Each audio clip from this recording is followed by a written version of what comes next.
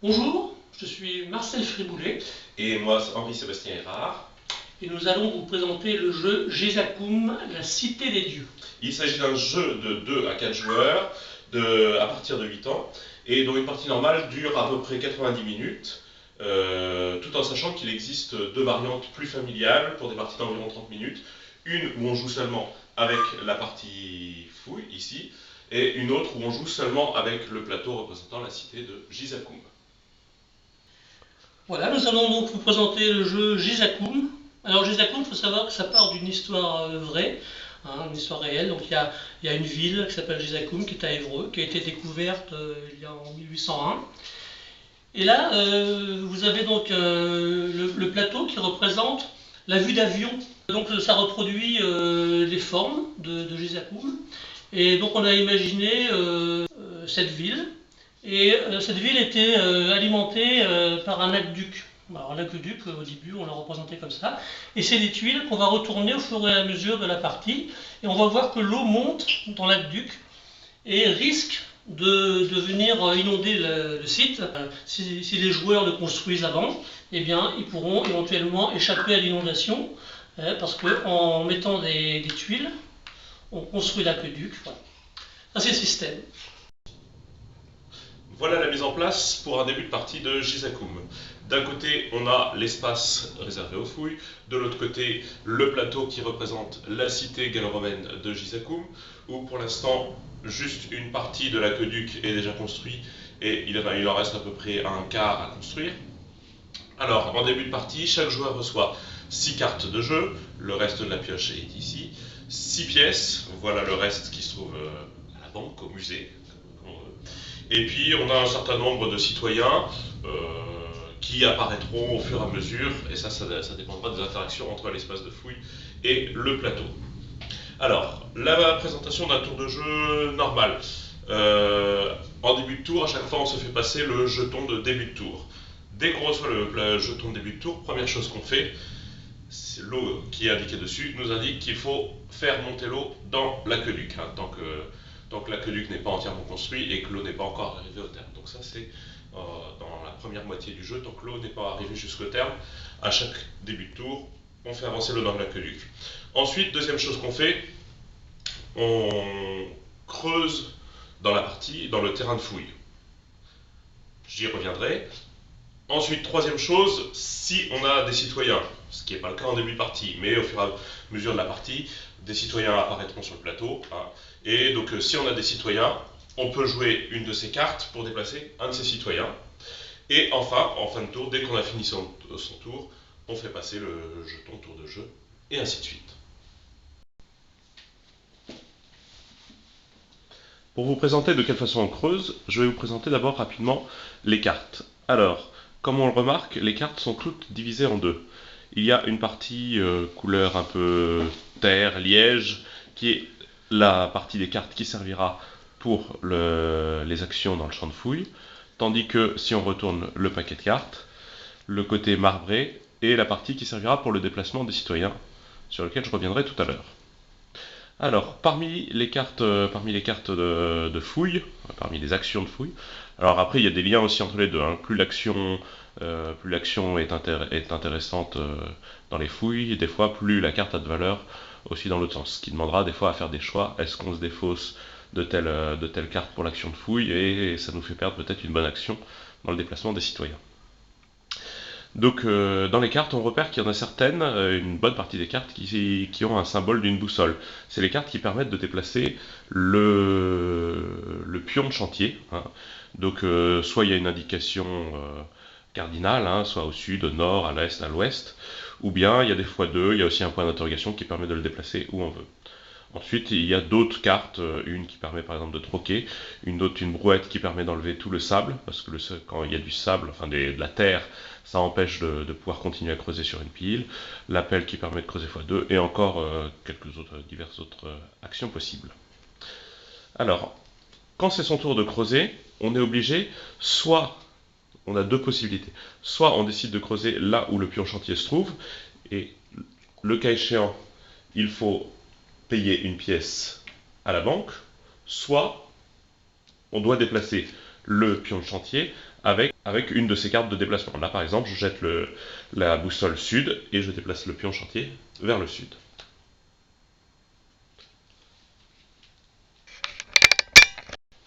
Une fois qu'on a déplacé le pion commun, car dans les fouilles, le pion est commun à tous les joueurs, on soulève la tuile là où se trouve le pion commun, et comme il y a 6 épaisseurs de tuiles, à chaque fois une face visible, une face cachée, une face visible, une face cachée, on soulève donc la tuile du dessus sans la regarder, et on regarde ce qu'il y a en dessous.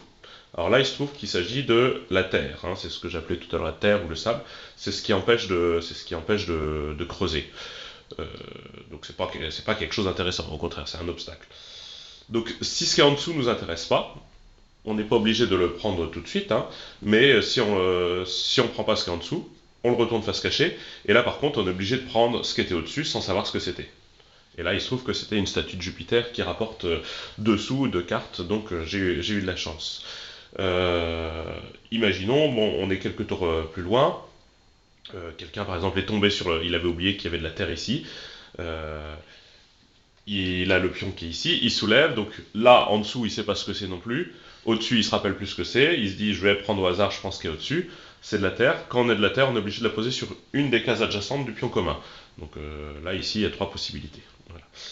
Imaginons un autre joueur joue un peu plus tard, il a payé une pièce pour continuer à creuser sur place. Et alors, où est l'intérêt de creuser sur place? C'est parce que les morceaux de Gizakoum, qui est quand même un peu l'objectif du jeu, le but du jeu est d'arriver à reconstituer tous les morceaux de Gizakoum, se trouvent sur les 2 dernières couches. Sur les 2 dernières couches, il y a 18 tuiles, et sur ces 18 tuiles, il y en a 10 tuiles qui sont des morceaux de Gizakoum.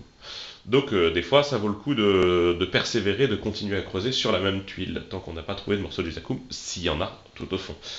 Donc ici, je reprends un autre exemple. Je soulève. Alors là, j'ai le choix entre prendre ce qui est en dessous ou prendre ce qui est au-dessus. En dessous, je vois que c'est une demi-amphore. Je me dis, ça m'intéresse. Donc à ce moment-là, je ne regarde pas ce qui est au-dessus. Je le repose face cachée. Et l'amphore, je la montre à tous les autres joueurs. Et ensuite, je la pose chez moi, dans mon camp, face cachée. Voilà. Quand on tombe, alors j'accélère un petit peu la partie. Quand on tombe, voilà, j'ai fait le choix.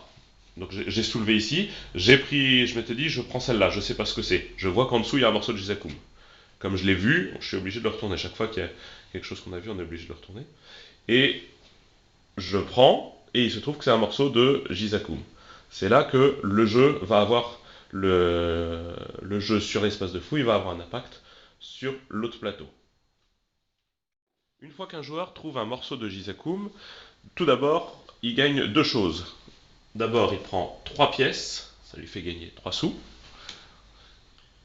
Et je rappelle que les sous alors, servent notamment pour avoir le droit de creuser sur la même pile, mais aussi servent à racheter des cartes et vont servir également sur le plateau de Gizakoum, ils vont avoir une importance capitale. Ensuite, deuxième chose qu'on gagne une fois qu'on a trouvé un morceau de Gizakoum, c'est on gagne le bâtiment correspondant. Donc ici, c'est le chiffre 3 qui correspond au terme, termae en latin, hein, vu qu'on est dans la cité gallo-romaine, le nom des bâtiments est en latin.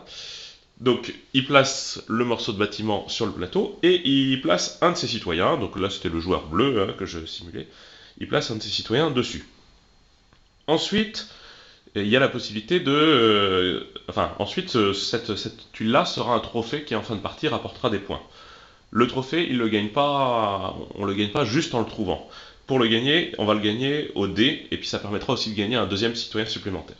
Alors le joueur qui a trouvé est le premier à commencer, il a le droit de jeter les dés jusqu'à 2 fois, et son objectif est de faire le chiffre le plus proche de 3. Donc par exemple ici, j'ai fait un 1 et un 6, j'ai le droit à un deuxième lancer de dés, je ne suis pas obligé de relancer les deux, j'en relance qu'un des deux, ça me fait 1 plus 3, 4. Et alors à ce moment-là, les autres joueurs, j'annonce qu'il faut faire mieux que 4, donc plus proche de 3, en maximum de lancers. Si quelqu'un y arrive, c'est l'autre personne qui, par exemple, imaginons le joueur rouge en 1 lancer de dés, ou même en 2 lancers de dés, arrive à faire un 3, et bien à ce moment-là, c'est lui qui gagne le trophée, qu'il pose dans son camp, hein, face cachée. Et avec les tuiles de troc dont je parlais tout à l'heure, des fois on peut se faire voler soit des morceaux d'objets, mais soit des trophées qui ont encore plus de valeur, hein, vu que c'est des points de victoire en fin de partie. Et donc celui qui a gagné le trophée, en plus, a le droit de mettre un citoyen de sa couleur. Alors, que je vous explique maintenant les citoyens. Je vais compléter un petit peu le plateau. Donc, les bâtiments apparaissent au fur et à mesure. Le jeu s'arrêtant dès que tous les bâtiments ont été trouvés. C'est-à-dire dès qu'on a fouillé presque toutes les couches inférieures du champ de fouilles. Donc là, je vais en placer quelques-unes, en cours de partie. Voilà, il y a quelques bâtiments qui vont se placer.